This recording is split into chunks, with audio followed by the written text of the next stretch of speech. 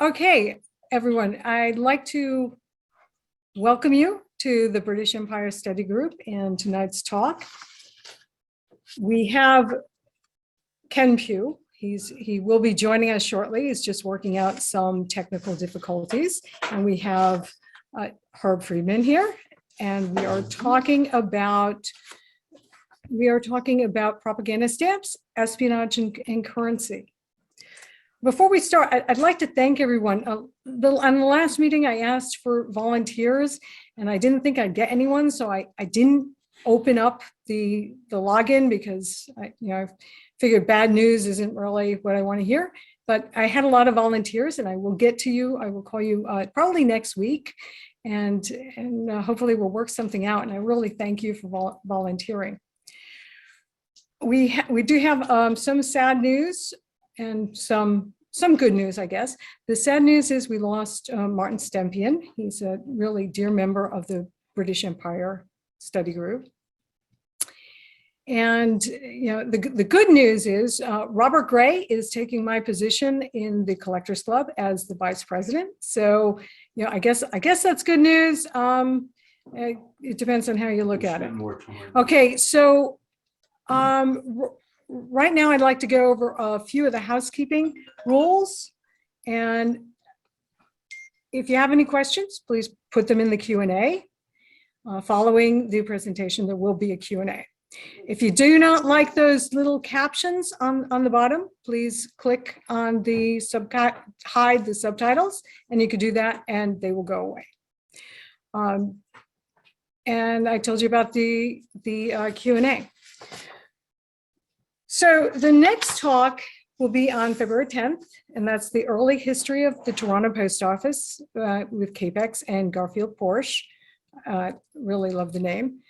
We are still waiting for Ken to arrive. He was going to log in as a participant. I would ask if he is here to raise his hand because I'm not seeing his name, and I will bring him over. Herb, what I think I'll do is I'm going to put up Ken's slides, and I'm sure he's going to work this out very shortly. And as soon as he comes in, we will have him take over. The introduction, you've all seen this introduction. It hasn't changed from last week. So I guess we should go right to the next slide if you can. And that, of course, would be Sachsenhausen. That is the little counterfeit barracks where the Jewish forgers were placed. And I shouldn't really say forgers because they weren't. They had no experience in forging or counterfeiting. They were just average printers that were basically drafted by the Germans and were placed in there. Now, they were treated very well, and that's something you don't often hear. But they got extra rations. They got to wear civilian clothes. And after the war, there were some people that thought that maybe they should have been punished as collaborators. And in some of the books written by them, they kind of claimed that they made every attempt to sabotage. But there's no way of telling about any of that. So we'll just stop and say that the printers were here. They were under German control at all time. One or two of them got sick and were immediately killed because the Germans didn't want to be bothered with sick people. And let's move to the next slide.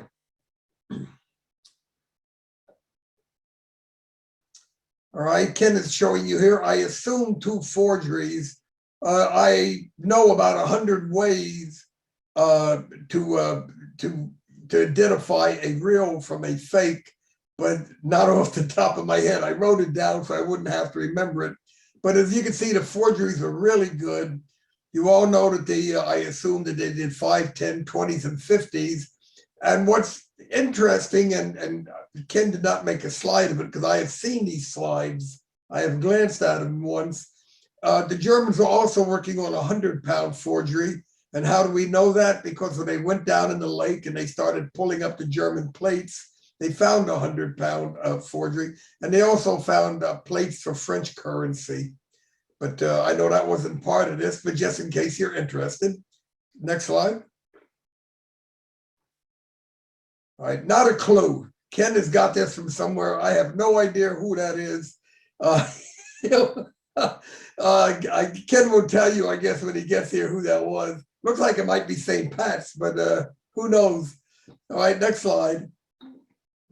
Okay, now here are some of the British forgeries of French stamps.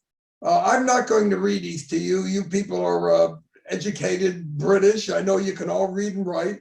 So go ahead and enjoy yourself looking at the slides while I speak. There were a number of them. Most of them were simply in 4x5s and 20. Some of them in this, and I think this was one of them. Some of them were actually printed in blocks of 16. If you really want to know more about these, I suggest you just look up my article. The way I do it, because I've written 182 of them and I don't remember what I wrote, I usually just look myself up and it says Friedman, PsyWarrior.com, PSY, right? Warrior, WARRIOR.com. And then I put up the subject. And in this case, I would just say stamps. And I know I have an article on forgeries that were done during the war and forgeries that were done for political purposes after the war. But these are pretty good. We don't know if they were really used very much. We know the British loved them, and you can still buy them. You can, I guess I shouldn't mention another company when we're dealing with Harmer here, but there's another company that sells these things on auction, and you'll see quite a few of these British that you can still get in complete sheets of these French stamps. Next. Okay, here's the German. The Germans were doing this very early. A lot of people credit SOE, and that's kind of right, but it was also PWE, which is the political warfare executive. They had a fellow named Armin Hull, who was their main forger.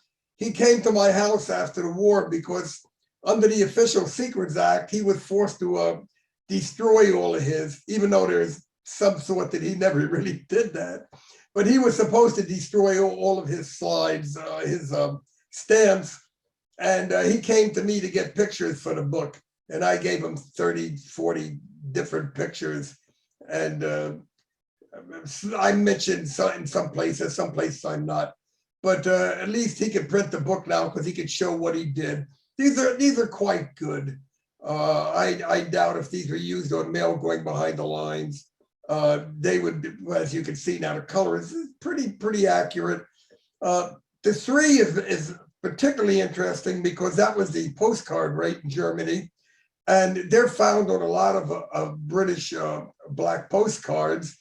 And again, as much as I hate to say it, you can also look me up and look up British black postcards, and I show all of them and I translate them all. And some of them did bear these forged street-fitting stamps. Next. We're flying here. Okay, now here's just one that Kim made to get up a little bit closer. And you can kind of see up around the nose. You can notice the white.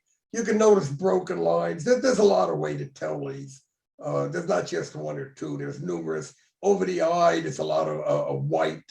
But a good, an expert that's really handled these and used to looking at them will fly by these. He'll spot a fake very, very quickly.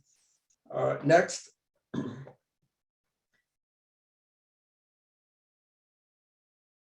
Okay, and here's the faux sheet. And as I said, they're usually 4x5. This is the standard British method. The Americans did this, but the Americans did these in sheets of 50, and they did the 6 and 12, and they also did a Hitler skull stamp, which I'm sure you all know. They're really more fake ones than real ones. Horrible fakes that are really poorly done.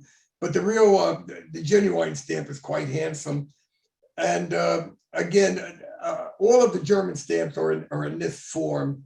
And you could buy them, and I'm not sure what they'd be today, but they're not terribly expensive because they're really, I don't want to say common, but they're not what I would call really rare. And you see them quite often at auction. In fact, my one friend of mine who's going to get rid of all of his stuff, and I built his collection, and he's going to sell his collection, and there's going to be a really lot of good stuff in there because he had everything I had, just about. Okay, here's the American forgeries. Now, the American forgeries are kind of interesting. They only did the 6 and 12. And it's kind of a strange history because there seem to be two types. And they've often been called the Rome and the Burn, or what really means from OSS Italy and from OSS Switzerland. We have a lot of data on the Rome ones. I wrote a whole article called Cornflakes, and again, you'd go on Google and you'd say sidewarrior.com and Friedman, and in this case, you'd say cornflakes. And a lot of these were actually for cornflakes, and they had a pile of Italian women that spent day and night just addressing envelopes by hand. They had other forged envelopes that were printed with businesses on them, factories, various companies, organizations, even like the OKW, the German military. So they're nice looking. We know the Rome are good. There's some question about the Swiss stamps because both the Rome people and the Bern people have told me they didn't use any stamps or anything that was made by another station. But it really doesn't make any sense during World War II. When one station had gone to all the trouble to produce these, you would think the other station would just have them delivered by diplomatic pouch. But the story is that they were printed in Bern too. There was a type 2 stamp, which we're calling Swiss. They were made curiously by a fellow named Schul, and he was French. And in World War I, the Germans invaded France and fought in France. He had gone over and he helped the British and the Americans do propaganda. And now it's a couple of decades later, it's World War II, and the same thing happened. The Germans have come into France again, and Schul again shows up, and he shows up in Bern, and he offers his expertise to the Americans. And again, if you want to read about it, guess what? Look up Friedman, sidewarrior.com, Schul, S-C-H-U-L-E, and you will see all about this fellow. We have pictures of him, and we have talk. We mentioned his use. We mentioned World War I and World War II, and he was the main American forger. So we have Armin Hull in Britain, and we have Schul working for the Americans in France. In Rome, we had a fellow named Zender, and I've talked to him, and I put him in some of his comments in an article that's called, I think, Conversations with a Forger. So you can read about them if you're interested. And let's go to the next, if you've all read. All right, this is a very famous stamp, and I use, really, this is a real stamp. It's got nothing to do with espionage, but we all like it, and I use it in my stamp article to kind of bring you into it, because the Germans were kind enough to show a philatelist working on his collection. So we kind of love that. And we all use that as an opening line. So let's, if you've all read, I guess anybody could yell and put up their hand, and Joan could see it if you need more time to read. All right, now we're getting to Himmler. Now, Himmler's an interesting character. At some point, the British decided that wouldn't it be nice to make a stamp of Himmler and put it in place of the Hitler stamp, and then we could have this wonderful story that Himmler secretly is plotting to overthrow the Fuhrer and take over Germany. And they did that. There actually were two versions of this. There was a kind of a weak version, not too well done, and there was a much nicer version that was really fine work of art with lovely straight lines. And the British also had a whole propaganda. They have a thing called SIBS, which you know more than I would, and of course that means rumors. And there were lots of rumors, lots of SIBS that were released in Germany and in occupied countries talking about Himmler's desire to take over from Hitler. These stamps are very good. For a while they were expensive. I mean, for a while they were going for $100, $150 a piece. I don't know what they're doing these days because I'm up to my ears in them. I don't need them. But I tell you the best part of the whole story. Years later, Delmer was another fellow I knew, Sefton Delmer. He did a lot of the British radio, and he was the one that had come up with this idea of the Himmler stamp. And they asked him about it, and he said, no, he says, we did too good a job. And we asked him, what did you mean by that? He said, they say these stamp collectors are so brilliant, they're so good with they hold their little magnifying glasses and look at every stamp. And yet he said, we released these stamps, nobody saw them, nobody knew a thing. In other words, they made no waves at all. So eventually these had to be taken into Sweden, into neutral countries, and little hints, they pinched a newspaper editor, and he finally broke into the papers. And then it became known that there was a Himmler stamp.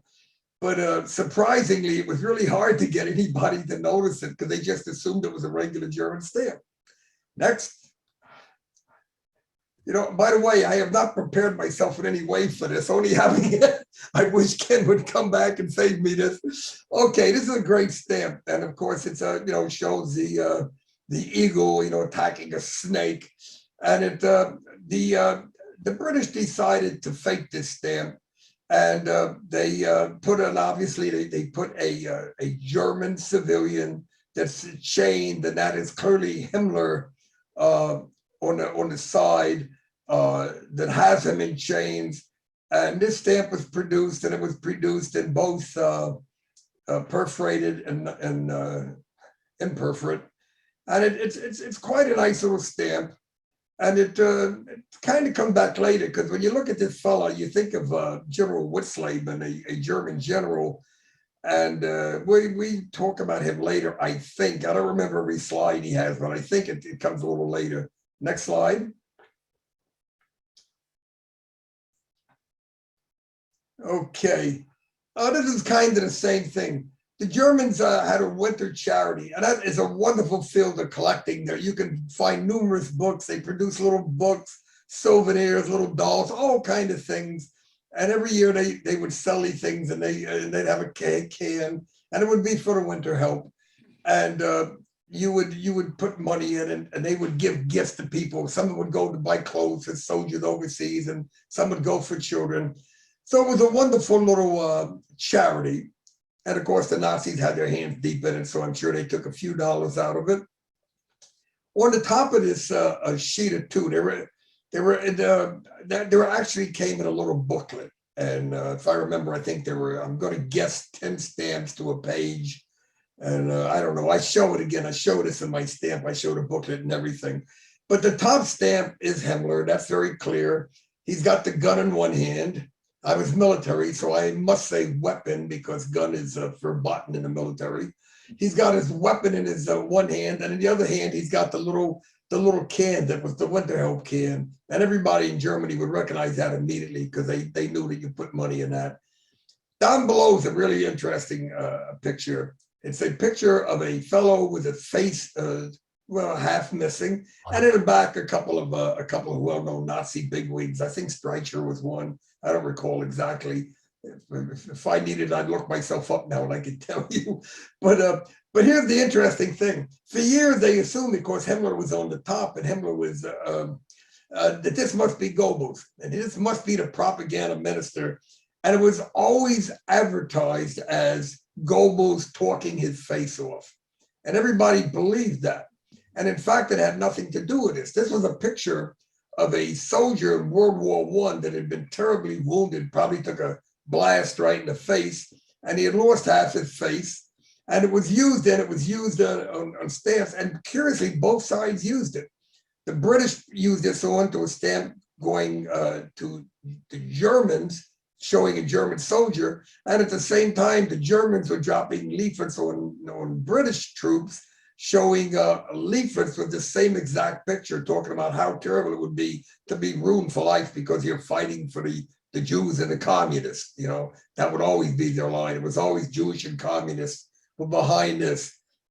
They would blame Roosevelt. They did a lot of propaganda talking about Roosevelt promised to never enter the war, and yet here you are. But they would kind of forget that they declared war in the United States. So it made that propaganda a little bit on the weak side. But they're very good. These mostly seem to be given to the Polish forces. That there was a Polish Free Army, If you all saw the Battle of Britain, you saw Polish pilots were flying and fighting the Germans. And this seems to be pretty much a Polish program. In my article, I show a lovely cover that's all stamped and addressed, and every word was a pun. It was like, you know, to the honored torturer, and it went right down. It was a very anti-Nazi envelope, and there are envelopes known. They would cost a good few dollars. Let's go to another slide. You know, the funny part of this is I had really said I didn't want to do this. You know, get somebody else. Okay, here we are. Here's a very good stamp, and this is exactly the same as the Hindenburg stamp. This is Hans Frank, who was the leader of the general government in occupied Poland. He was a butcher, and he was executed at the end of the war. I'm trying to think. A couple of these guys took poison before they were executed. Some of them were revived after taking poison and then executed, but he's dead. And I believe I show a picture of him dead. And everything was exactly the same. I had 4 or 5 different leaflets showing the same image, talking about what a butchery was, talking about all the people he killed. Some of the leaflets would say, you know, what was going to happen to him when the war was over. But it's a beautiful stamp. It's very well made. It's known on cover, and once again, I don't know how much good they do. The British like to do these things. They were great anti-Nazi parodies, and that's all we call them. These are not espionage, you know. These are just propaganda parodies. They're almost like little gags. But this one is very popular, and one of the nicer stamps, one of the better done ones. All right, next.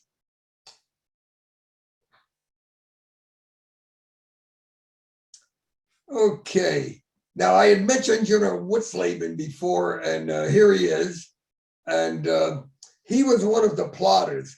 So on the stamp at the left, they said, "And despite all, you succeeded." And I may have said that right. That was off the top of my head. I would have I'd have the exact title on in the article. But what they were basically, they show a brown shirt, and they were saying, besides all of the problems and Hitler going to jail and all the elections we went through, eventually we won and we own the government. And the British wanted to kind of parody that. So they made a little sort of a gag stamp, and they showed General Witzleben. He was one of the generals that was in on the plot to kill Hitler and to take over the country.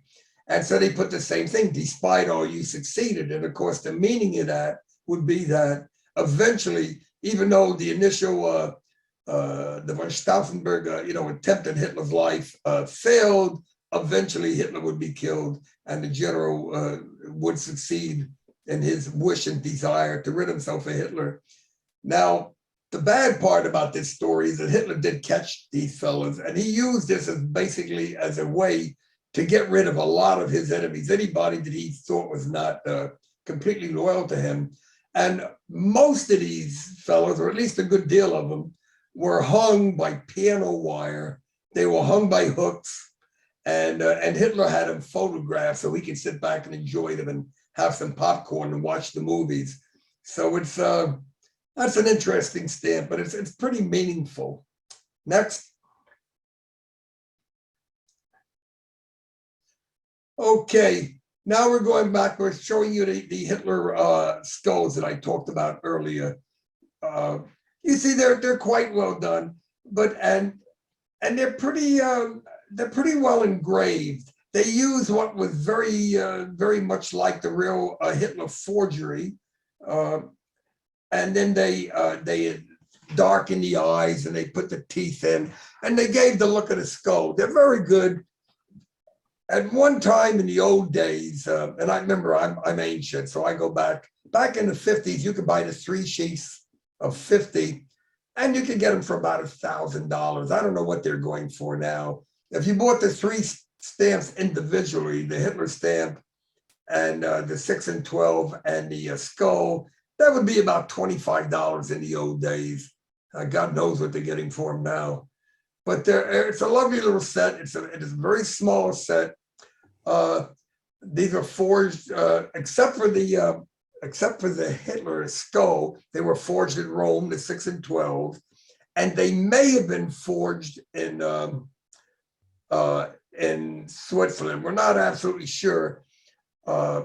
We feel that maybe they originally got stamps from Rome, and then possibly they did their own, or possibly that type 2 stamp might be printer's waste or stamps that didn't exactly make the cut originally in Rome and somehow got out into the open market and was sold as type 2. I've talked to a lot of specialists over the years, and nobody's really sure. And a couple of guys said they did everything possible to make these stamps in Switzerland a Swiss forgery, but they just can't prove it. There's a couple of comments made. By the way, some of these are found in the old Harmer auction catalog, which I actually have here. I was out looking at it today. And right after when Roosevelt died, he had a couple of these things that came from Donovan, who ran the OSS, and he sent them to Roosevelt because he was a famous stamp collector. And then he kind of left a little note. He was kind of cute. He said, well, a certain stamp collector I thought might like these. So we know that these are OSS, but we're just not exactly quite sure where. Next. Okay, we can go right by this. Next.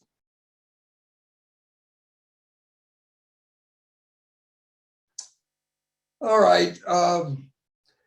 This is a slide that basically just shows Himmler, and this was Ken's thoughts about what the orders probably were for the stamps. We know that the Germans forged propaganda parodies. You've all seen them. I think everybody knows them. One was the coronation stamp of the king and queen, where it was changed to the king and Stalin.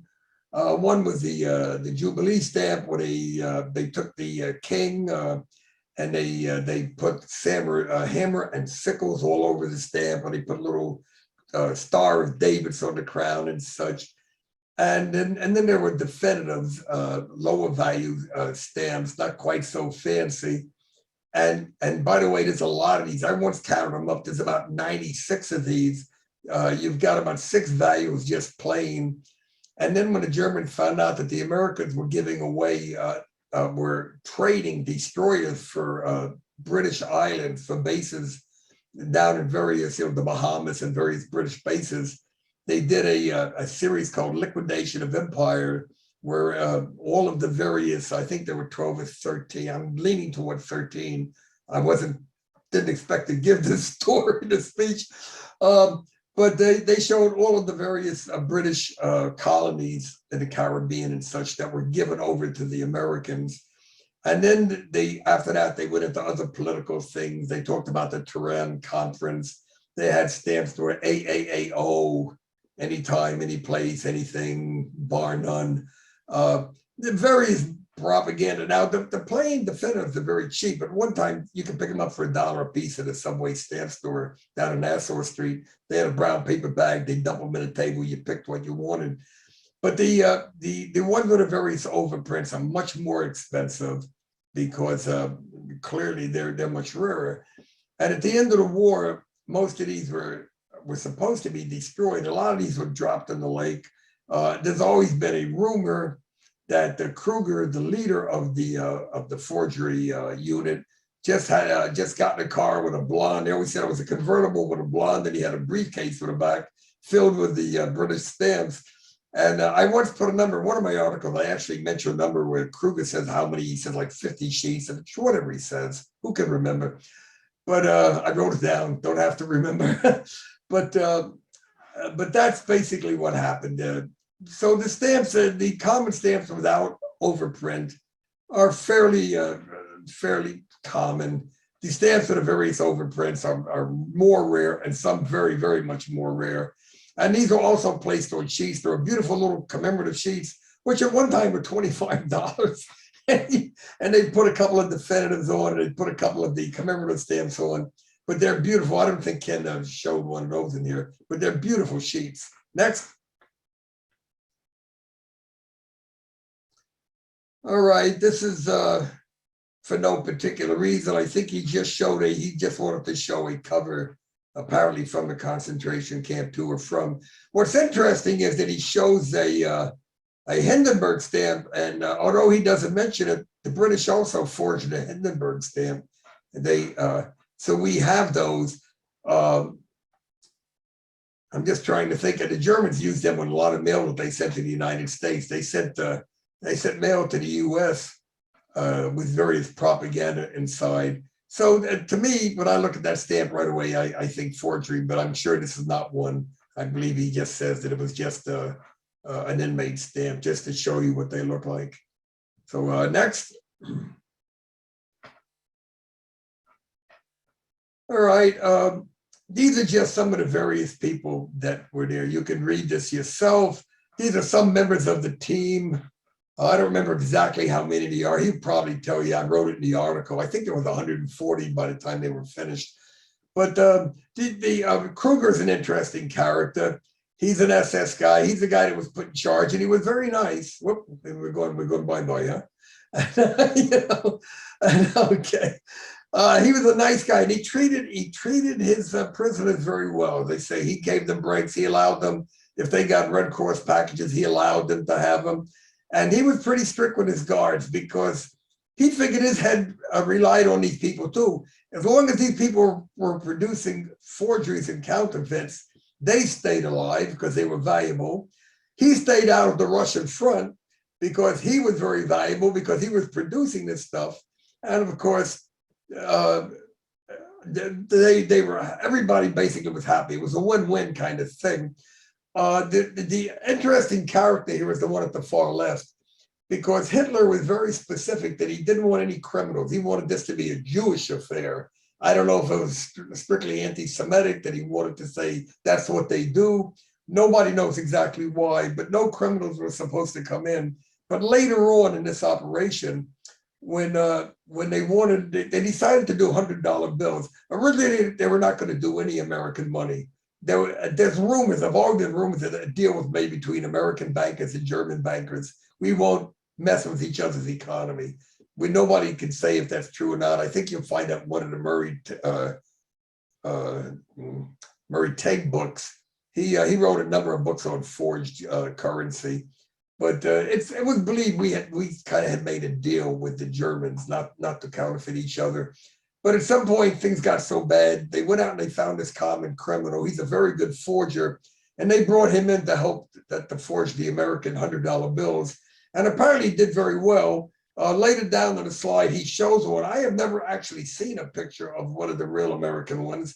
I had meant to ask him if he's absolutely sure that is a German forgery, because it would be nice to see one. We've seen the plates. As I said, I think in my article, I show one of the $100 plates. So we know they made the plates. But I was under the impression that they never quite got to this. I'm not sure they did a whole bill. I think they might have just got one side done. There's a lot of argument on that. There's 10, 15 books you can read on Operation, what they call a water wave, Wasserville. And there's a lot of different opinions on what exactly was done and what wasn't. And nobody's sure what the truth is. Now we can go next. All right, and here's the stamps I mentioned earlier. These are what we call the British definitives. As you can see to the left is the actual stamp, and you can there's King George. I think. Is that the George III? I think somebody. Right now the British people are screaming at me if I'm wrong, but I believe that was King George III. And or was that the? I may have just made a terrible mistake. That might have been the King George from the American Revolution. King George VI. Yeah, I'm very popular with. Yeah, I'm very familiar with him. Okay, my bad. I slapped myself. So you can see all of the little things they did here. You can see the arrows. You can see the Star of David. You can see the hammer and sickle, and they were nicely done. They were lovely little stamps. Quite often they were overprinted. They found the stamps at the bottom of the lake too in Austria. When I say the hand stamps, they actually have them. They were always usually, I'm going to say, I'm tempted to say always, but I'm going to say usually because one guy may have found something else. They've usually hand stamped it blue or purple, and but it's a good looking stamp. Next. All right, that's just a little close up of it. You can see once again, you can see the hammer and sickles and such, and they were nicely they're nicely done. At one time, we bought the entire set. We have the whole 96 of them. And I think they're coming up for sale not too long from now. I haven't really kept up with it because we're also selling propaganda banknotes. And I think they're going to go first. All right, next.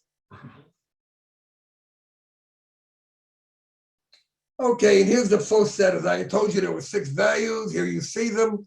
I hope Ken put a couple of the overprints in because the overprints are very, very interesting. They're very political, and some of them are pretty cute. All right, next. Okay, here is he showing the back. Remember this watermark, this water wave of Wasserville, and they're showing you can literally see the waves in the back of these stamps, and that's how they got the name of water wave. Let's go next. Okay, and here's the overprints I told you about. All right, so we see the top one looks to me like the metal overprint. And as I say, they'll come in blue and purple. There seems to have been a metal one that was pretty sharp. It looks like a rubber one because the one on the bottom, as you can see, is a little wider. And I see he does say, all right, I said blue and purple. He said black and purple. Okay. Again, I did not do any preparation for this at all. I was just going to watch it with you fellows. All right. And it's funny, there's a comment over here. The Luftwaffe has more important things to do than drop Himmler stamps. Well, that happened. The British said the exact same thing. The British bomber Harris, who was in charge of all the British heavy bombers, was asked to drop propaganda leaflets on Germany. And he did not want to do it. He wanted to drop bombs. His attitude, I can't quote him exactly, but he said something to the effect of, all we've done is give toilet paper to the continent for the next 100 years, something like that. But basically, he was saying he thought it was a total waste of time. Now, sometimes these operations work so well that they suddenly realize that they work. And just to jump ahead, in Desert Storm, the U.S., about 100,000 Iraqis quit. They just threw down their stuff and walked away. So sometimes propaganda works really good. Other times it works hardly at all. And in this case, I'm sure that nobody thought these were anything but just interesting little, the doodads. And I certainly did. All right, next. Okay, here's the first of the overprints. These are the most common overprints. These are the ones I mentioned to you before. These are the liquidation of empire. I can't quite make it out. I guess he tells you over here what they say. But he mentions Japan, Singapore, Hong Kong, Trinidad. These are every one of these places. America at one time, we were supposed to be neutral, but we had 50 destroyers sitting idle, I think up in the Hudson River. And we kind of swapped them so that Britain would have some protection for the convoys. And result, we were given bases in all these various islands. And the Germans are making fun of that. The Germans are basically saying, oh, look at Britain. The king has given away all of his colonies, to the Americans. And of course, everybody always said that about the other guy. The other guy was always being robbed and things were being stolen from him. And whether it be Churchill or Roosevelt or Hitler or Stalin, the propaganda is always pretty much the same. There's not a whole lot of variance in that. Let's move to the next one. Okay, and these are the better ones. I always just call these the commemoratives. To me, that you say commemorative, you say definitives, it's 2 or it's 6. And here you can see once again, there's Stalin, and the king is happily married to him, apparently. And I think that's a fairly decent job. And when I look at an item, I want to see how handsome is it, how well does it tell a story. And of course, they mentioned Tehran on the bottom because the Tehran conference was I guess, had already been held at this time, and they were already kind of dividing up Europe amongst themselves in the nicest possible way. Give me the next one. Okay, now this is interesting. We see we have the blue overprint on it, and now this is an interesting because everybody now look at that word Jewish on the right, and look at the spelling of that. That's a horrible error. And they Jewsh, somewhere they lost the I. And the first question I had when I was talking to Kruger back in those days was this an attempt by the Jewish printers to forge, to sabotage this operation? And he was aghast at that suggestion, and he said, never. They all knew that if they'd done anything like that, they would have been immediately taken out and shot. They'd have been gone. They'd have been in the gas chamber. They would have been up the chimneys in hours. So they wouldn't have dared done this. And at least he believed that. I assume he knew his people better than I did. I'd like to think that that was sabotage, but certainly the Germans didn't think so because nobody was punished by it. Later on, there's another stamp that had a very minor, one of the overprinted stamps had a minor error, but I think that one was corrected. And off the top of my head, I can't think of what it was, but it was it's in the article, of course, duh. So you can read it there if you like. Next. Okay, and there's Hitler. And as I mentioned here before, originally Hitler had not given permission to do American money, and later on he did give permission. As things were going bad, the war was going into the toilet, that money was very valuable and needed. And if you, when you think people have read it, Joan, go ahead and pop it.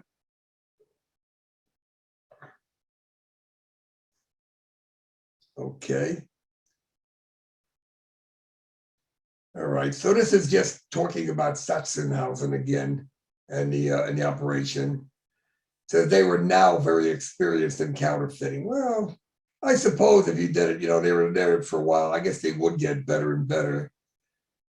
And again, they planned to kill him. They got very lucky. If they had stayed here, they probably would have been killed. But the Germans, even if things went back and as the Russians advanced, the Germans took these prisoners and moved them. And they moved them, further and further away, trying to keep ahead of the enemy.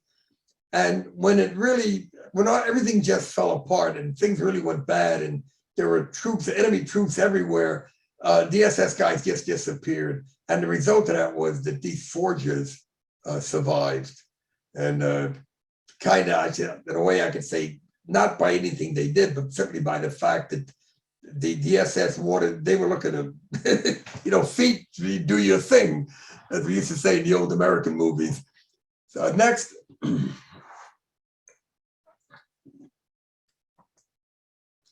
Okay, there's the one that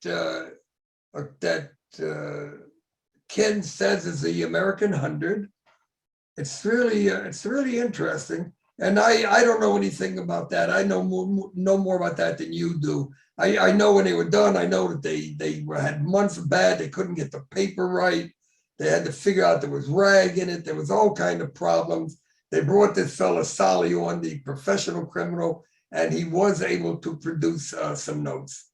I don't think he produced many, but he did do some. And I'm sure in one of the books in my bookcase, it would tell me exactly how many. I may have written it in the article. I wrote an article, another one, which you'd have to look up again on Axis, World War II Axis currency. I have one on World War II Axis, and I have one on World War II Allied.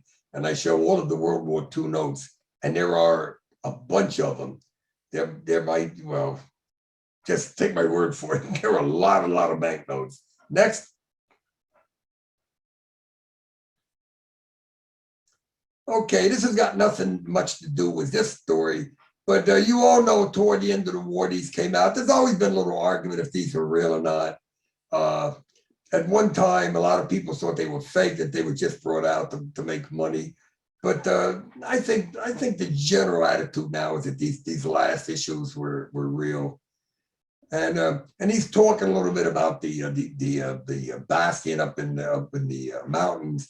Hitler and Himmler had sort of threatened the Allies that they were going to fight all day. Even if they lost, they'd go into these mountains, they'd have an invincible bastion and they would fight from there. And of course, there's no such thing as the French found out. You can't win a war defensively. You have to go out, you have to patrol, find the enemy and kill him. And but the concept was good. It was pretty much just, I think, a propaganda operation trying to frighten the Americans, perhaps hoping that somehow they'd make a deal at the end that, you know, don't go back and carry this war on, just surrender.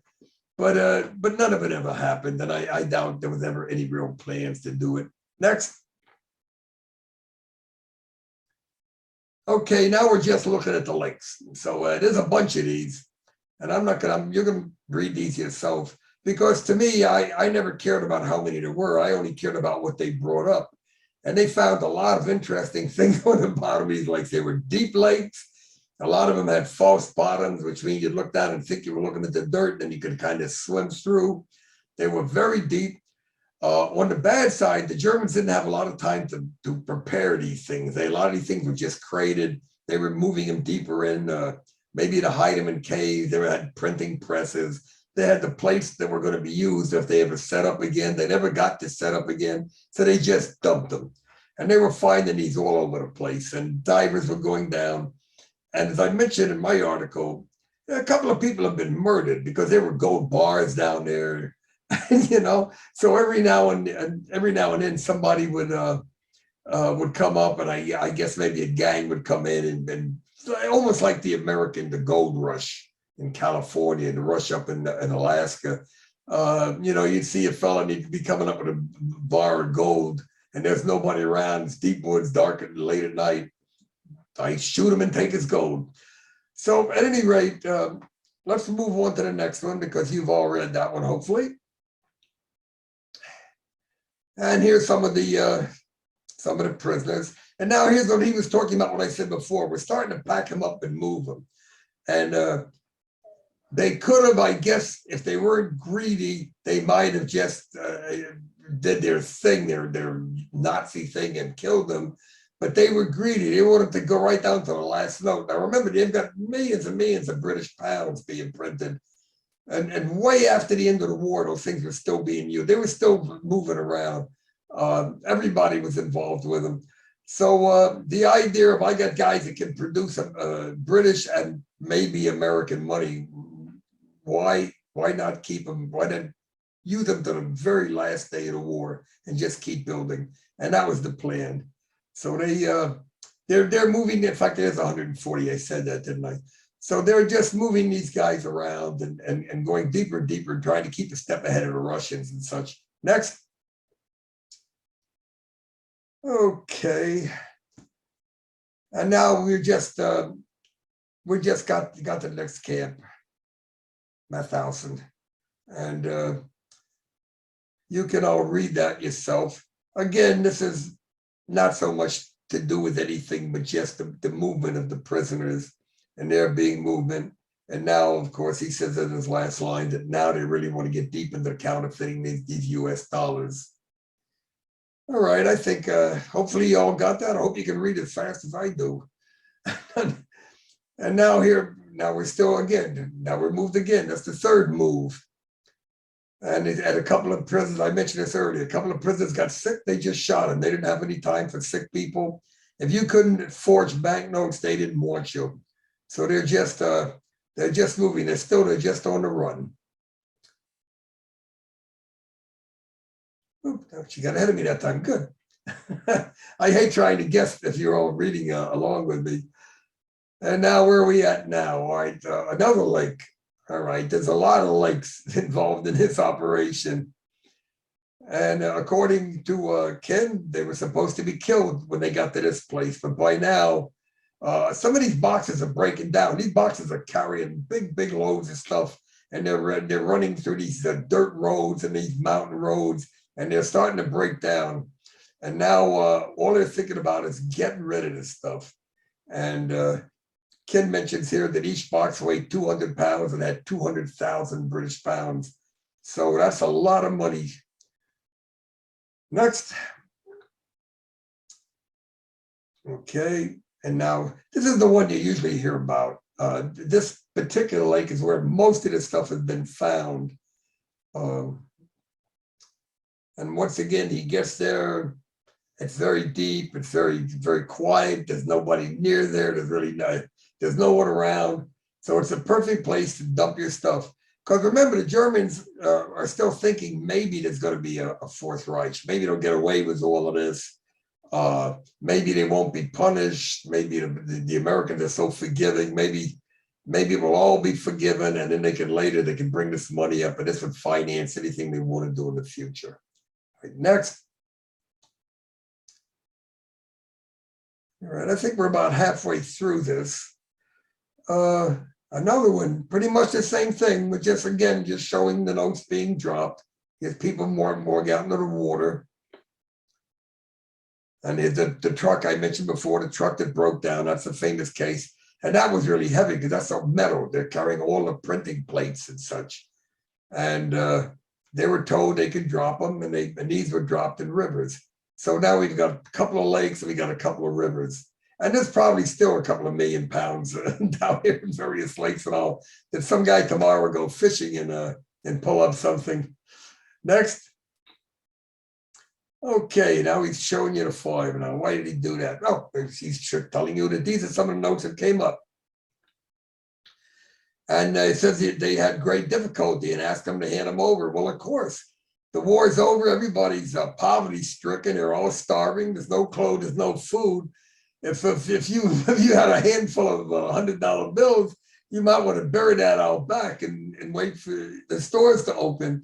But he's using the toilet paper thing. And as I once said earlier, Farmer Harris had used that same comment. So he's saying the people that found these are using them for toilet paper. Well, that may be, but I personally doubt that. I know humans, and I think you could always use a leaf for that, but that money might be good in 3 or 4 years down the line. That might buy you a nice jacket. Next. Oh my God, they found more. Another lake. Okay. All right. So this is the last load of the fake money, and they're broken. They break down, and once again. All right. So he was supposed to kill the troops, but it says he could not be carried on out. Most likely, it wasn't that they couldn't, because they could have killed what they had. I think they were on the run by this time. Now they are scared. There's got to be rumors already going around that the Americans are killing SS on sight. A lot of the prisoners, allegedly, that caught some of these SS guards trying to get away, killed them. So we don't really know. So much of this is just story. But I wouldn't be a bit surprised if it was true. So these guys are on the run now. They're not going to stop and kill any prisoners. They have no time to waste on that nonsense. Next. Okay, and here's a couple of pictures. And once again, as they said, the guards suddenly disappeared. And this is pretty much, again, what happened in Desert Storm. They'd find an Iraqi bunker. They're looking at it, there'd be some jackets and some boots, and the guys were gone. And this has happened everywhere. When an army is lost, and when an army knows it's lost, it just takes to the hills. It runs, and it just throws its clothes away and hope that they're carrying nothing that can identify them as being ex-military. All right, so let's go next. Okay, and this basically the stamps have nothing to do with the story, but the stamp commemorates General Patton, who was one of America's best and most aggressive generals. And I'm assuming that since he's there, I'm assuming he was the one that liberated this concentration camp. It was interesting. Immediately when the war was over, Patton was very anti-communist and was perfectly willing to go ahead and attack the Russians. And of course, that never happened. He was put in his place. And shortly afterwards, he died in an automobile accident. And there are people today that firmly believe that Patton was murdered by the Russians. But, you know, there are people today that believe the earth is flat and believe it seriously. Next. Okay. So now he's just showing you the front gate of the prison camp and saying that some people did not survive. Well, that's clear. They certainly were worked to death, many of them. They certainly were not fed any kind of proper amounts of food, because to the Germans, I think they were preferring them to die. They weren't looking to keep them alive and feed them. They were a drain on the economy. So I don't know if we'll ever know. 6 million is the number that they use. I don't know if that's low or high, but might well be on the low side. Next.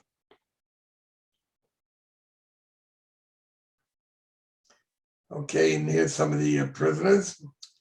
Some of these fellas wrote books. That fella Adolf Berger, he wrote a book. Symee, this guy, I think he's done some writing articles because he was the real forger.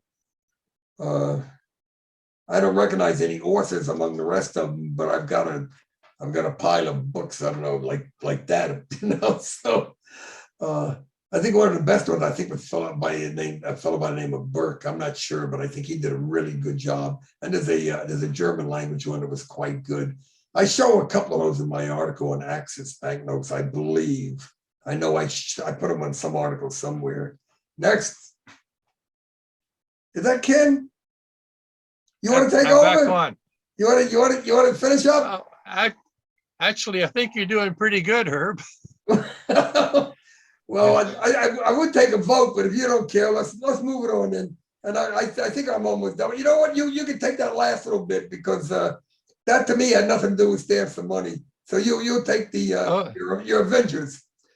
Okay, so now the secrets of the lake. Okay, so now when they say Americans got wind of it, I don't think it was very hard to get wind of it. This stuff, a lot of these boxes just broke apart. They weren't meant to be placed in water, and wood swells, and the boxes, I'm sure, just broke open and things floated to the surface.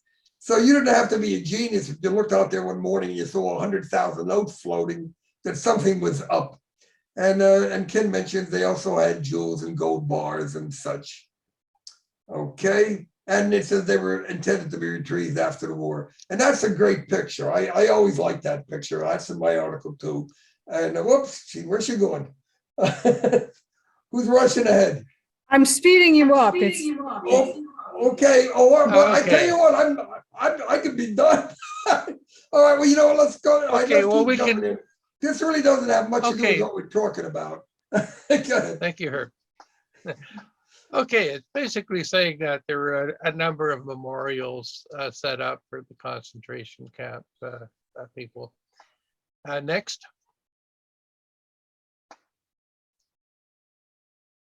Next. And the go back. That's an important one. No, we'll have to skip that one here and go on to the third part. Okay. This is very important here, that there were 6 million Jews sent to their deaths in 70 camps. Okay, but in the end, only 24 Nazis were put on trial out of 3.5 million Germans that were initially charged for various offenses. Of those, 2.5 million were never charged at all. And it was just incredible that there were so many crimes done and so few Germans actually were made accountable for these crimes. Next. Justice was not done, as was perceived by a number of people. And the particular group here was the Nakam, who was a group that was formed after the war. They were consisting of people who had escaped and or were partisans, and they were led under the leadership of Ava Kovner, who basically vowed revenge. And so they were called the Avengers. And they went throughout Europe securing bringing people to justice. They even went as far as Winnipeg in Canada here and found a Nazi war criminal, Alexander Lack, and they brought him to justice. In other words, executed him. Next.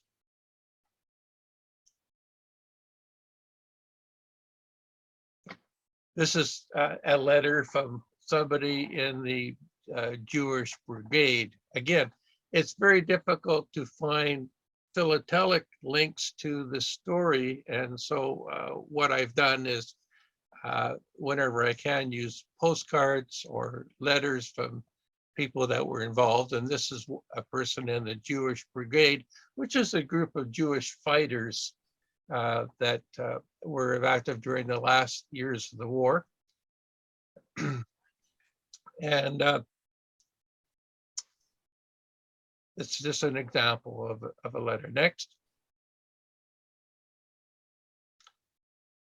And the interesting thing was that they were headquartered in Paris, and their plans to execute or bring to justice Nazi war criminals wasn't extreme, but they were financed by going on the black market and obtaining or using these same currencies that the folks in the concentration camps actually made. It's very ironic. Okay. And I'm not reading everything because I think people can read their own. They went to Israel to try to obtain poison for this plot they had. And what they wanted to do was to put poison into the waters, or the city water of Munich, Berlin, Weimar, Nuremberg, and Hamburg. The idea was if they had enough poison, they could kill 6 million Germans in retribution for 6 million Jews being killed during the war. But the problem was that this group here thought that was too extreme. They thought that killing women and children was just beyond what they wanted to have as retribution. So they bowed out of the plan. So they went and tried to find other people to help them. And Governor went and met with 2 chemists at the university in Israel. And interesting enough, he had assistance by these folks here, Ephraim and Aaron Katzer. And they ended up being prime ministers of Israel later on. That wasn't well known at the time because they probably would not have been successful, but they did get the contacts they needed from these 2, Kavner and Weissman, and obtained the poison.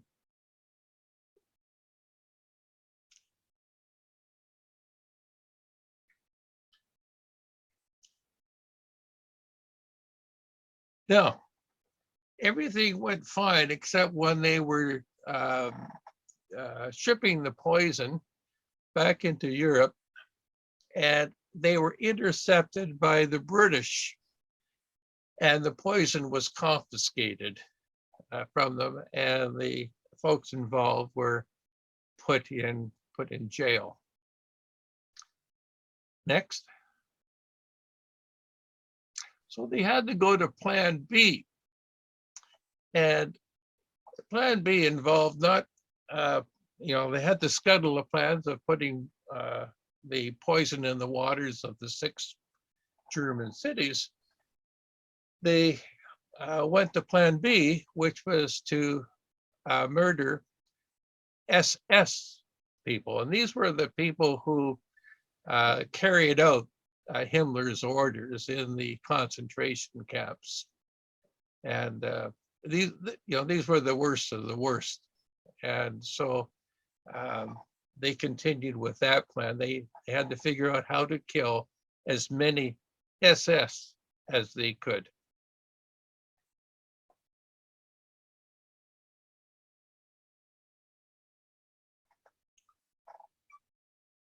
Well, there were SS in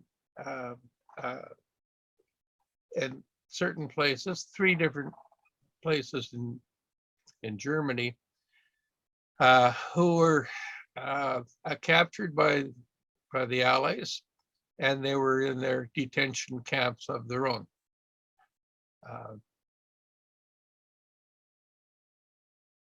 Again, I'm not reading the thing there that because I think you can read on your own.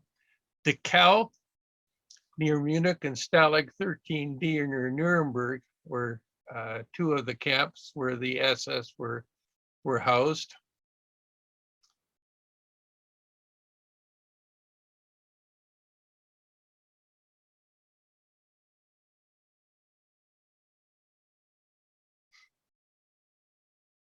And when I was a young lad, I actually visited Dachau, and it was a site that still is with me about the mass graves and so on. But at the time in 1945, it was used for one of the places where SS camps were housed. They had to eat, and so a local bakery supplied loaves of bread. And the idea was that they would get into the bakery and coat the loaves of bread with arsenic at the bottom. Now, of the 2 camps, some of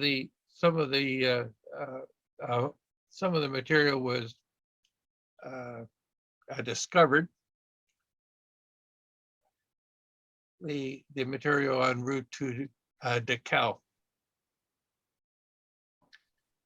So that part of the plan was scuttled, but that still left Stalag at 13D was still a camp, and they were able to get into the bakery and coat the loaves of bread with arsenic.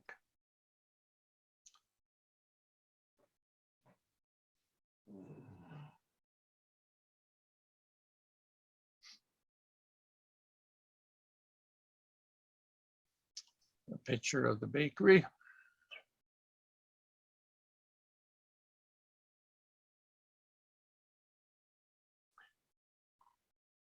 It's difficult to determine how many were actually killed, but there were a lot. Thousands of prisoners were taken ill with it.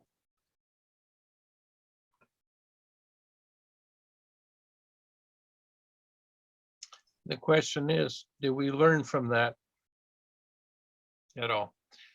So I apologize for the problems we had. It was simply I got booted out of the program quite just before we were going to start.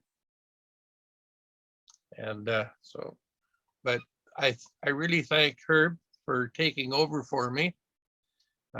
It's Get the sore throat. job well done.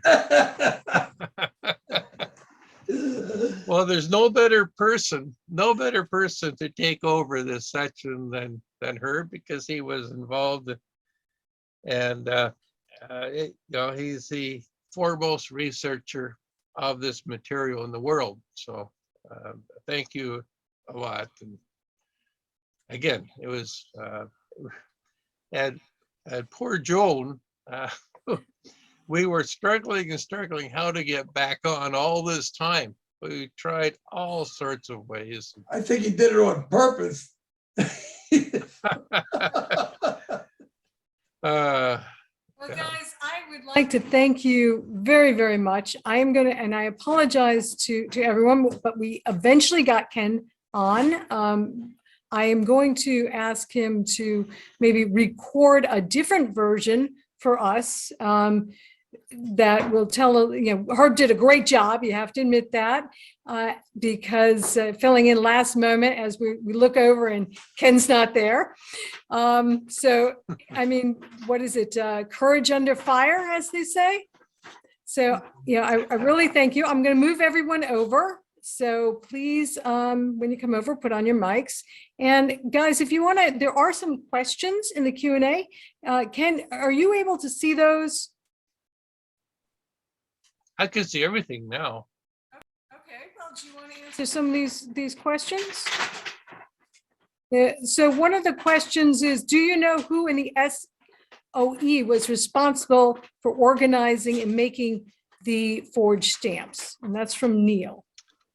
And as I bring you over. One fellow, the person in charge is a fellow by the name of Sefton Delmer. I think Herb knows more about the SOE, the various people, but Sefton, I think, was the man in charge. Yeah, pretty much. I mean, it was broken up into many sections. There were a lot of Brits that hated the whole idea of propaganda. They thought it was not gentlemanly to insult the Germans or to show pornographic photographs and such, even though the Americans had just the opposite belief. They thought the German is swine, and if you drop naked pictures, they can't help themselves. They'll have to pick it up and read it. But yeah, Sefton Delmer was the main guy. He got mad at me one time because they were keeping the name of Howe a secret, and he was calling himself Armin Ho. And I talked to him one day, and of course, being used to doing interrogation, I figured out, and I said, oh, so we're really talking about, Howe, not Ho. And he was really mad at that. But then, but it worked out fine, because then when I met him, I met the guy that actually did the printing. He wanted to do this book, and he didn't have any material. So he was so happy to come over and spend a day. And then the son of a gun, I don't even think he sent me a book. He might have sent me. I have to check that book. He might have wrote an inscription in it. But I know some of the guys did. And I wrote another book called Propaganda, a big table book. And they said, well, nobody knows who you are, so we're going to put somebody else's name on it. And I didn't even get that. I didn't even get a copy of that book, but I got paid. So it's just as good. But yeah, I think I would go with Delmer as the answer to that question, even though he's just one of many. There was no one person doing it.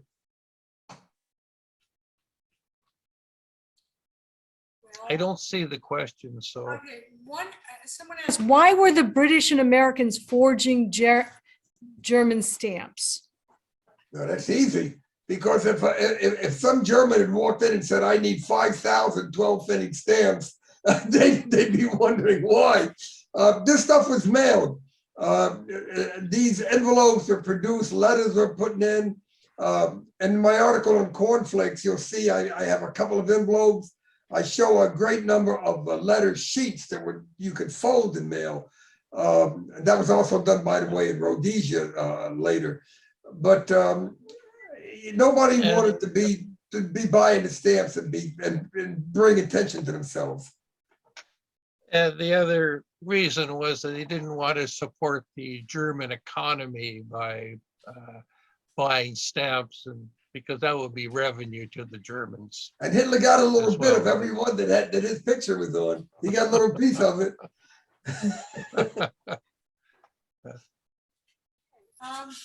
In the Mitchell Specialized Catalog 2013, the brand first lists several of the World War II forgeries.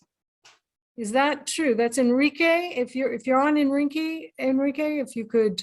I don't understand the question. I guess Yeah, it's I don't- about, are these listed? Oh, yeah. Well, they've always been listed in Mitchell, but they come and go. For instance, the Hitler red birthday sheet has always been listed. The green birthday sheet was not listed. It was considered fake. But then Werner Bone, who was the GPS expertiser, happened to get a green copy. So he immediately demanded that it become a genuine thing. And now I think the green copy's in Michelle too. But yes, they are listed. I Yeah, always yeah. kept a copy of them around. Anyone's free to jump in. I'm moving everyone over. So if you please unmute and show your video, and you're free to ask Ken and Herb any questions you'd like within reason.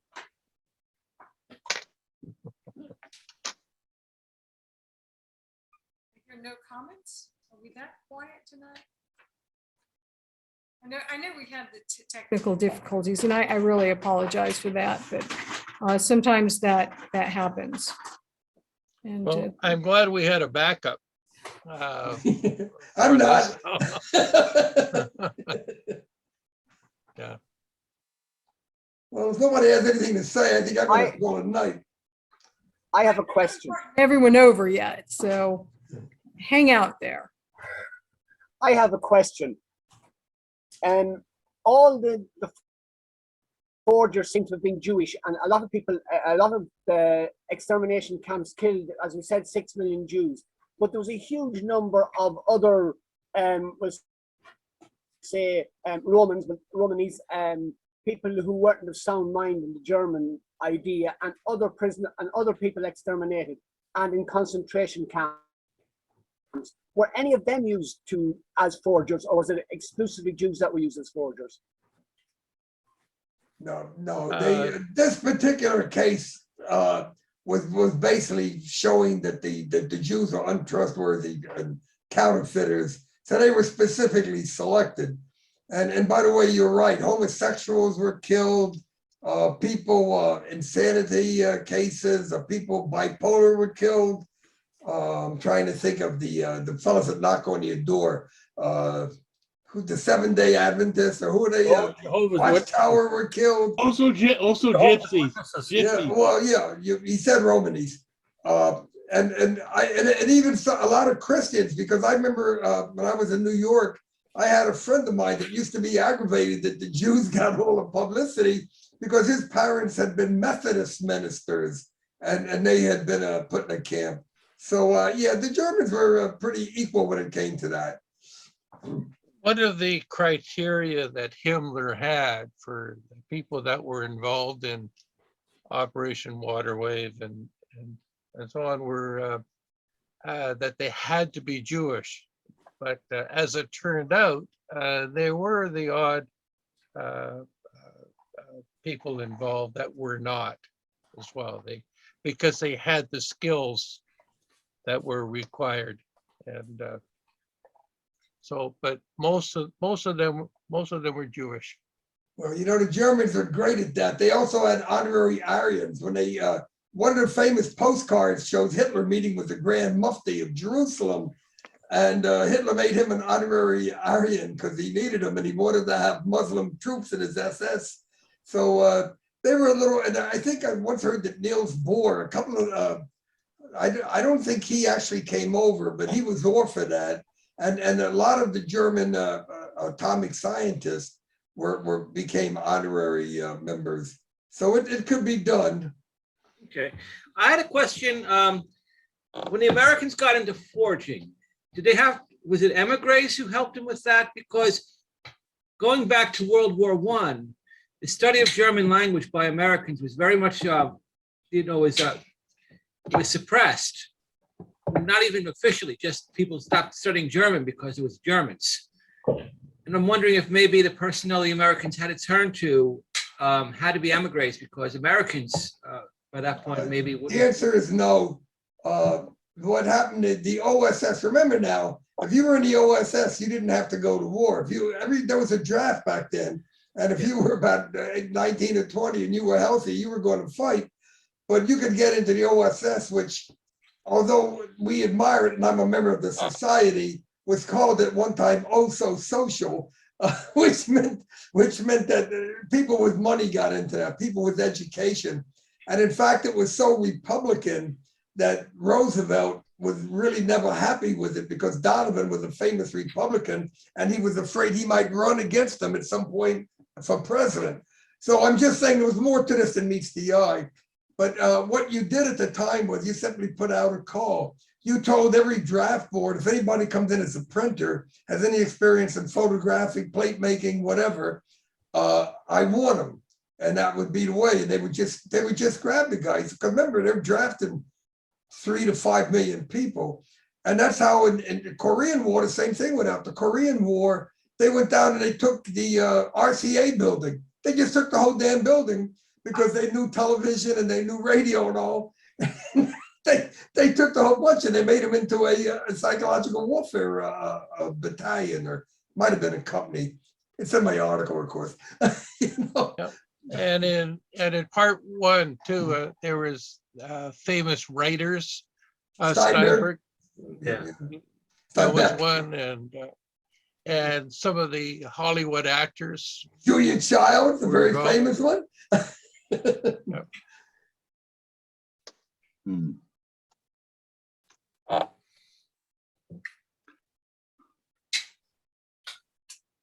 So Ken, is it true you put a bottle of bourbon in the mail to Herb this morning? Oh, God. Yeah, that was Yeah, a what first. happened? Basically what happened is when I sent the invite out to join the group, I sent the wrong invite. I sent my personal one. So I got bumped out Oh. when somebody used my personal one. It wasn't their fault at all, it was mine. And so we spent all this time trying to get back in using different emails and what have you. And got a few more gray hairs, and Joan probably has a few more.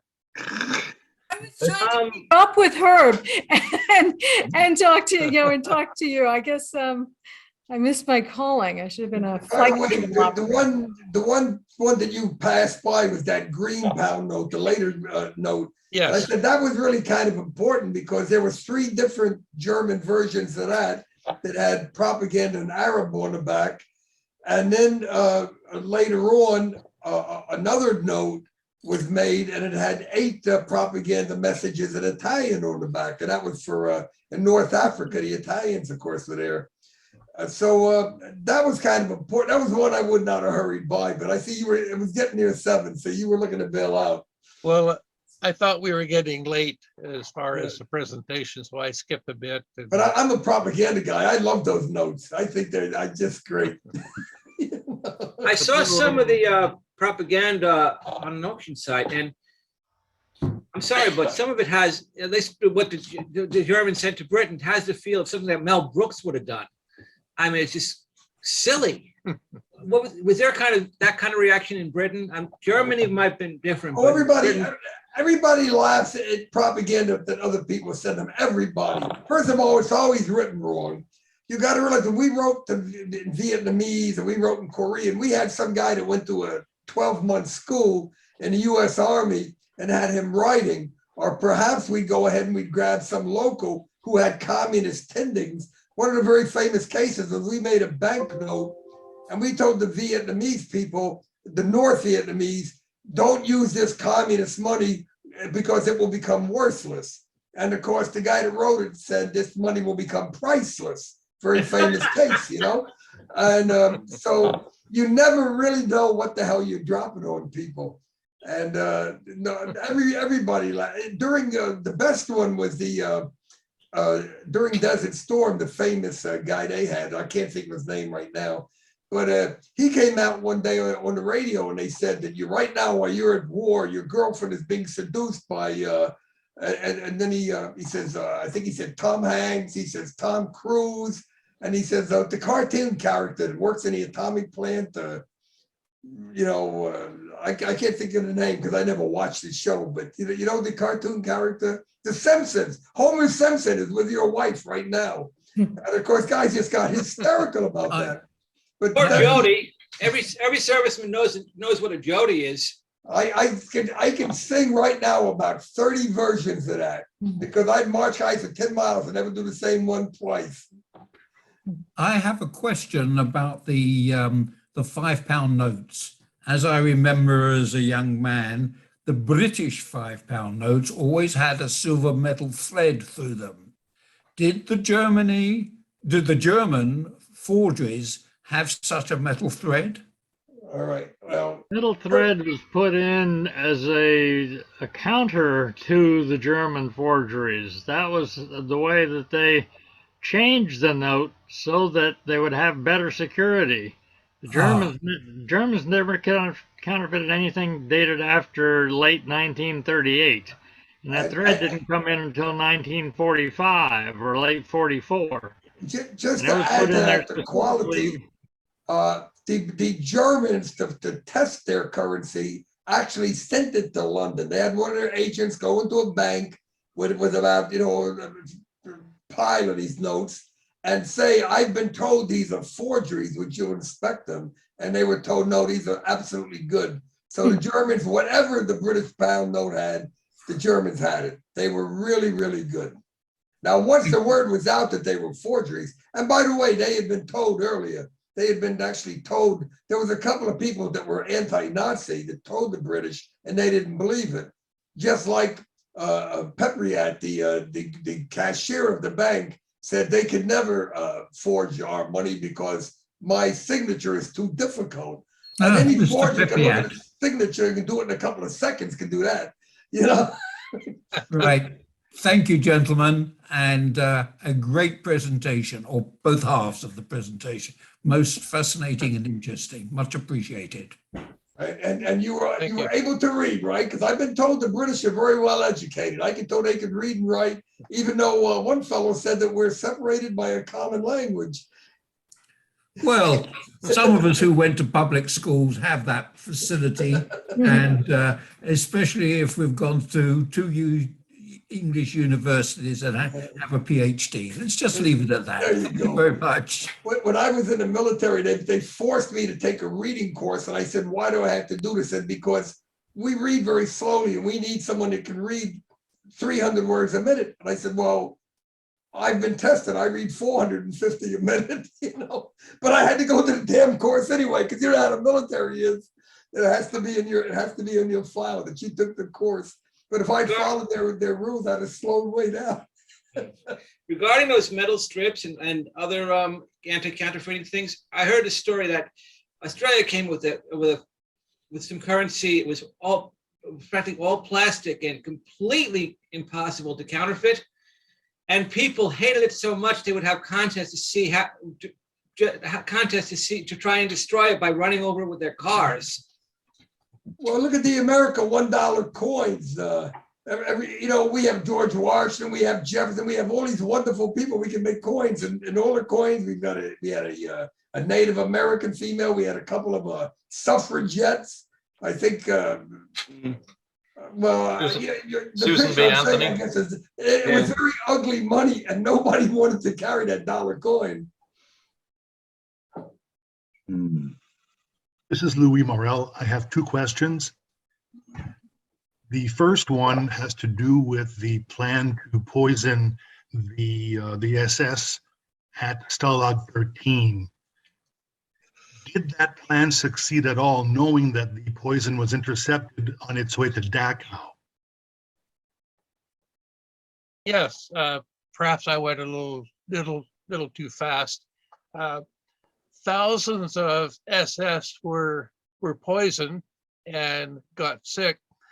The number that died is quite unknown yet.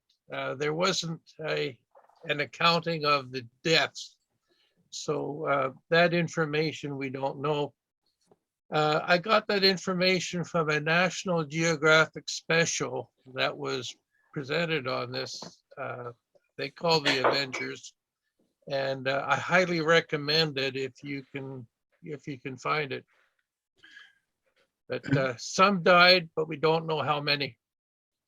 And you inadvertently answered my second question.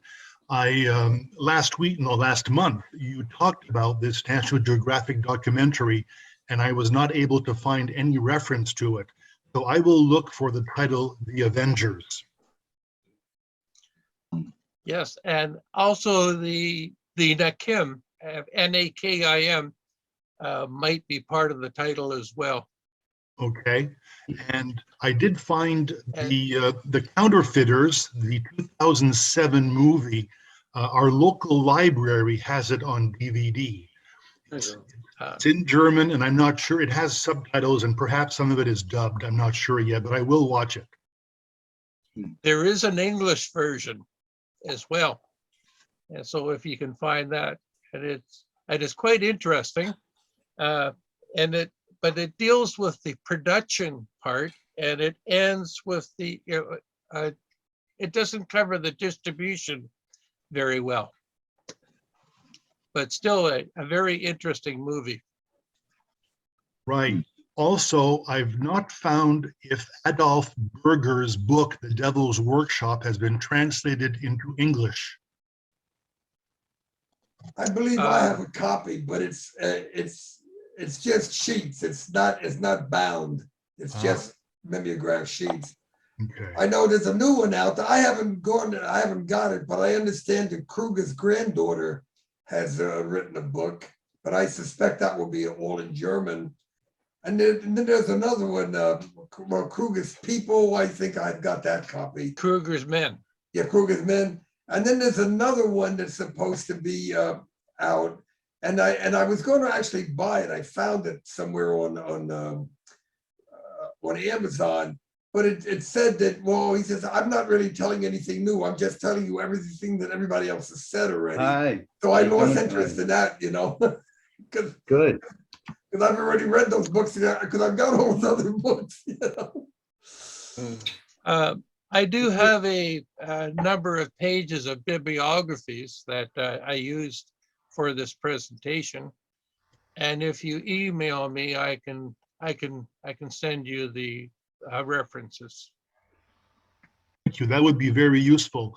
And let's see, is it nq@shaw.ca? That's right. Very good. Oh, Thank you so much. Yeah, KPUGH. KPUGH at shaw.ca. Correct. If you don't get it, Lewis, just email me and I'll send it to you.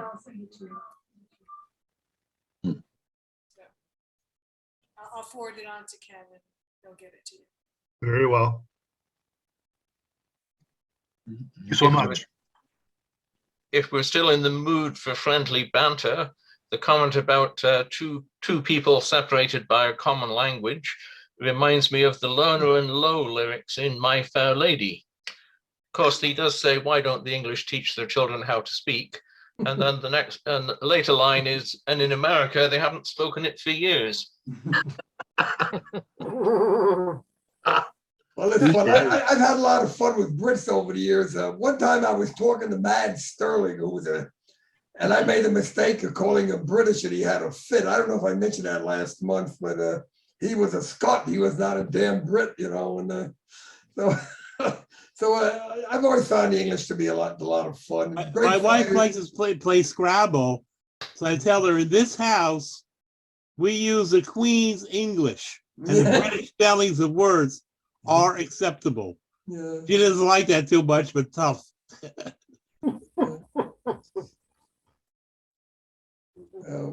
I remember years ago an American TV show come out. It was called The Desert Rats, and the British went just crazy. They were just and so incensed.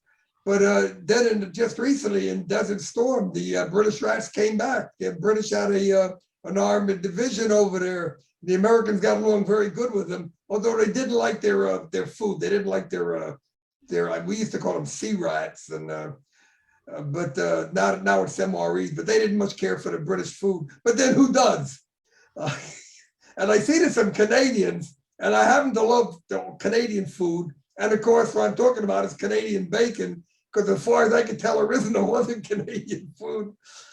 But I have to be honest with you, I am partial to jammy donuts and pasties. So You haven't heard of poutine then? no. it's too much cheese. If you're going to look up, though, if you're going to look up the Avengers, just make sure to include Nakim, because you'll get all sorts about Patrick's Steed and Diana Rigg and all that. Mrs. Gill, a beautiful. I was in love with her for many years. And then Telly Savalas killed her in a James Bond movie. I couldn't believe it. Well, who loves you, baby? Not to mention the new cartoon-derived movies. Oh, God. All right, I'm going to go in my room now, and I'm going to sit with my wife, and I'm going to watch a Hallmark Christmas movie. They're very romantic. There's only one plot, and I've seen 200 of them, and the plot's always the same. So I'm calling it a night, people. Thank you for having me. Thank you. Thanks, Yes. Herb. Thank you. I'm leaving as Thank you. well. I'm leaving Same as well. here. It's time for afternoon tea, people. There you go. Good night. Michael, as long as it's Earl Grey. Oh, yes, but anybody who likes the New Jersey Devils and flashes their flag on the wall has to be ignored. Sorry, dear boy. No, I Bad don't. team. Just jump in. Bad team. I'm a Dallas Cowboy fan. Oh, well, I don't understand that. That's what's too That's football, yeah, but that's American football. But I drink Earl Grey. I don't know. It seems that American football is nothing but 22 Neanderthals chasing an inflated pig's bladder around an acre of mud. Good night. Well, I do like their uniforms, but we won't go there. Brian, you have a comment. No, that's Yeah. fine. You just I have your hand up. still enjoyed it. It's been great. It's too bad that it got kind of screwed up on the access system, but nice to see everybody. So I've got to be on as well. Well, thank you. The choice was to let, to have Herb carrying on, not knowing when, Ken might, he was on the cusp several times of getting on, and we just knew, we couldn't get it on, get him fully on until the end, but I think it was. Computer gremlins. Oh, yeah, and we were talking for a whole hour beforehand, no problem. Yeah. Oh, yeah. These things happen, don't they, Ken? We have it on our Tuesday meetings too. This is the worst though, but thank God we had a backup, and our backup was the most experienced, knowledgeable person in this area. So thank God for that. You bet. Anyway, thanks again. Thank you very much, Brian. Okay. See Thank Brad. you. And Ken, what we'll do is we'll go offline and we'll take your presentation and record it in your own words, as you would have presented it. And we'll put it out there for everybody, because, Herb is great. He's wonderful. But as he said himself, it was your material. So I think the two will contrast. We'll see what happens and how we can nail Herb next time. But I appreciate everybody coming on and sticking with us. And it was either that or I'll let you go for the evening. Before we go, there was an article in the Club magazine about forgeries since 1970 that took advantage of the forever status of stamps. It's kind of an interesting subject to me, because that's economic forgery. Once you put forever on it. Took advantage of what? Forever stamps. They would forge forever stamps. Oh, I see. And that's to me is like real forgery. That's like passing tens at your passing $10 bills at your local bodega. I mean, that's doing it for money. So when Keith did his forgery presentation, of course I had to do the slides, but I looked at it pretty academically. I thought I would consider anything that's done for money counterfeit.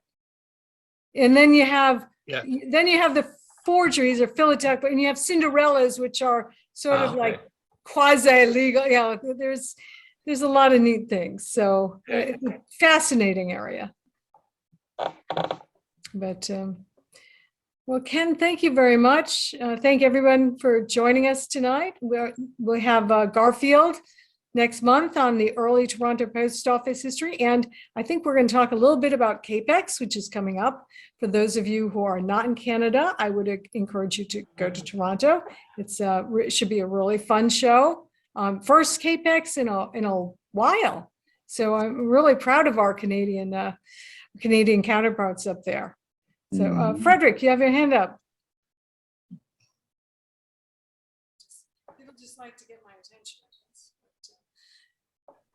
Well, does anyone have any other? Hi, Bob. Thank you for joining us. Hi there. So, Yeah, Garfield's presentation is first rate, by the way. And so yours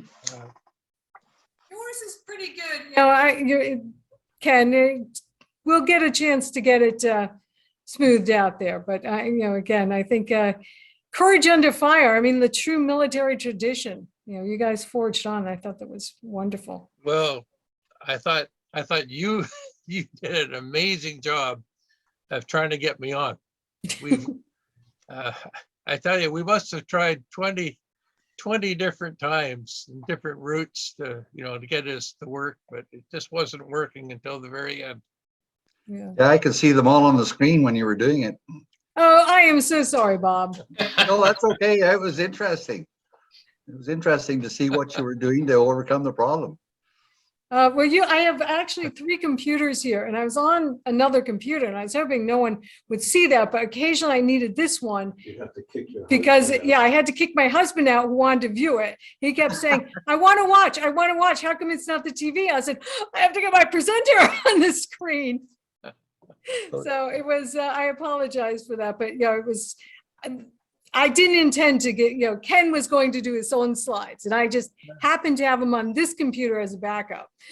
So, but I also had his email address and everything here. So it was quite interesting because some of your instructions to Ken got intermingled with the closed captioning from Herb. So it was quite amusing. Well, again, I'm sorry. So again, I did not, when we were signing on, I thought, oh, Ken will be right back because I saw his screen coming. So on my PowerPoint, I have the closed captions for my husband who's hard of hearing. I was like, all right, I'm not going to need these. And then as time was going on, I'm like, all right, I better start my PowerPoint. And I'm trying to be, so I forgot to turn off the closed captioning on my PowerPoint. So that's okay. Yeah, it was quite entertaining. Both gentlemen did a marvelous job. It is a fascinating story. Yeah, and it's a story that I find interesting.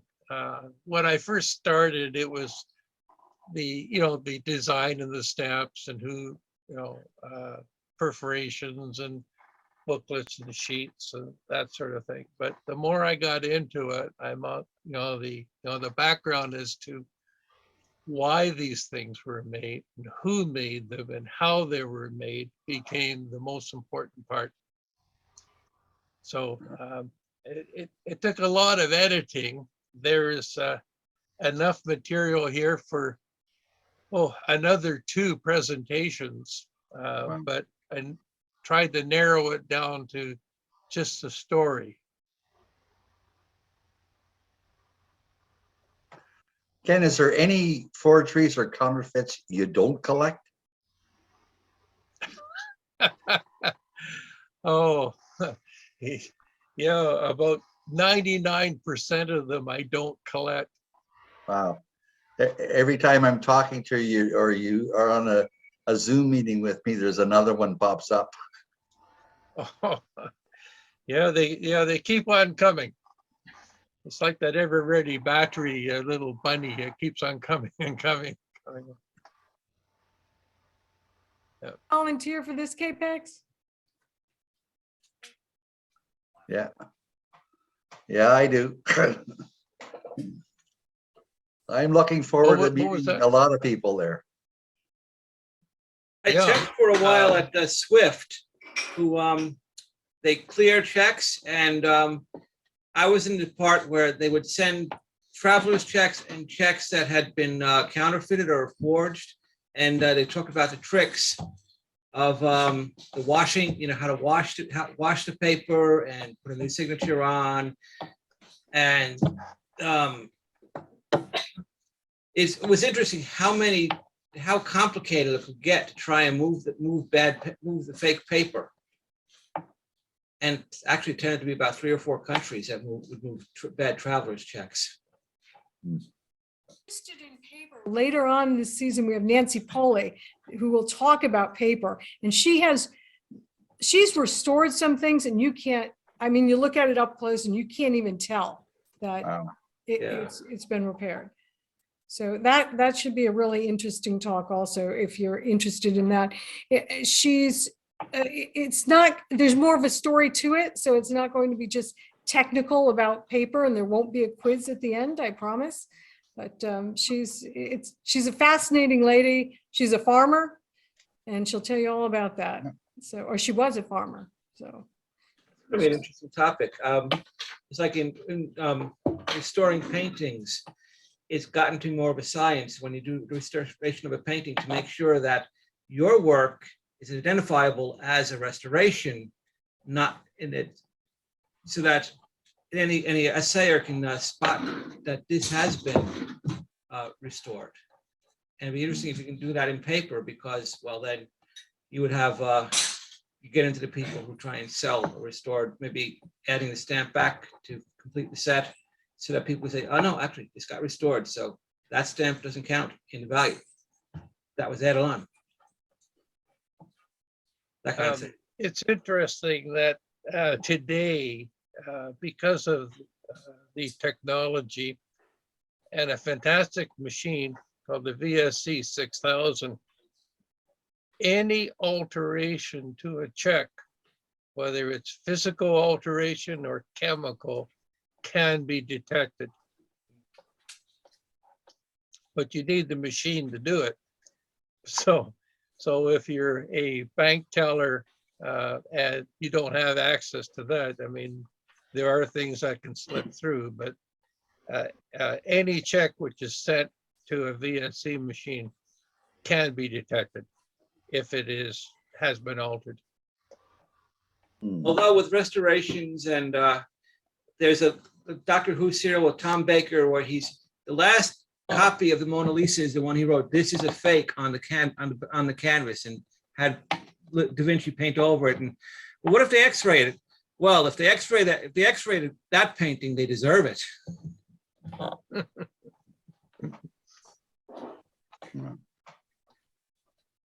buddy.